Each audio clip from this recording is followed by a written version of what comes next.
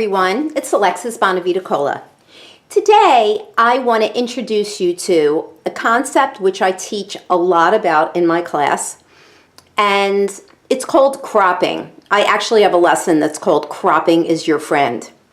And one of the reasons why I think this is really important is that as students begin to experiment more and more with alcohol inks, we know that their beautiful fluidity and their magic can sometimes make us a little crazy. And so perhaps rather than always look at the totality of a piece, I'd like for you to think about areas of a piece that really work well and that can be cropped.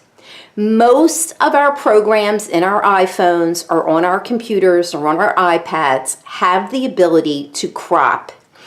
And again, rather than look at the entire piece, sometimes there's an area of your painting which particularly is strong, but not every single area is as strong as you would like. So let me give you a few examples. I pulled aside some of my paintings. This is a recent painting that I just did the other day, and this entire piece actually works well. But maybe if it didn't, I would want to look at this particular area for me, and even this particular area I love. I really do. And what I end up doing is I have mats for my artwork, and these are very easy to find. And you can even just take four pieces of cardboard, cut them out so that they're all even, and you can play around with how you might like a matted piece. And so here is a section of this painting, which actually is very, very cool. It's not the whole painting, but it kind of shows this beautiful glow, almost like a undiscovered land that's down there. And so let's say I wanted to do that with my signature with this really crazy black coming in the sky. That might be just a piece that I love with this little bit of green, this piece right here, and this could be a lovely piece for you to look at. Perhaps you're somebody that really likes green mountains, so this might work for you. Or maybe you're somebody that just really wants to focus on the sky. And you might say, oh, I love the way that works. So that's one way to think about cropping.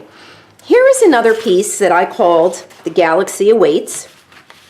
And this is a mixed media piece done on 12 by 12. It is alcohol inks and Pebeo in here.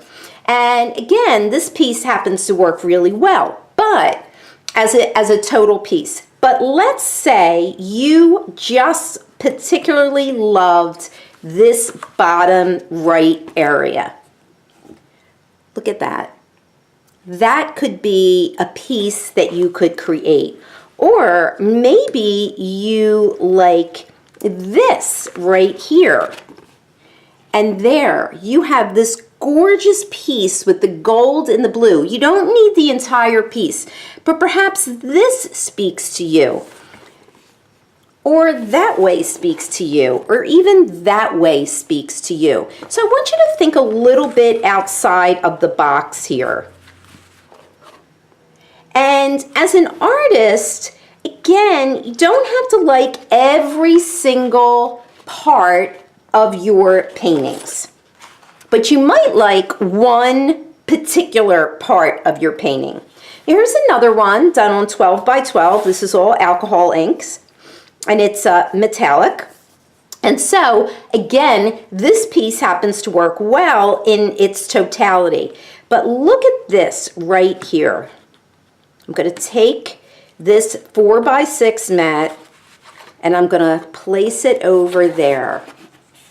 And look how beautiful that looks. Or perhaps you just love how these white layers work against the black.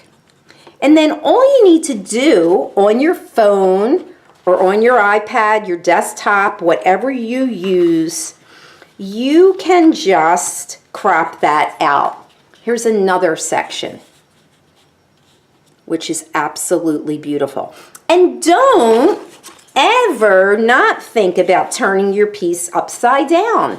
I can't tell you how many pieces I've created where I was creating it and creating it and creating it, and then I turned it upside down and I realized, oh, that's the piece that needed to be made, not the other one that I thought I was creating. So this is just a short little lesson on how you might learn to crop your piece where you want to focus on a particular area, not all. Just think of your eyes. You know when you're taking a picture and you're zooming in and you're zooming in? I used to tell children when I taught in my 4th grade to 7th grade classes, I was a writing teacher and I taught them to kind of zoom in and focus on what they really, really liked in their writing and to think of it as in zooming in with a camera. So that's what I'm asking you to do here.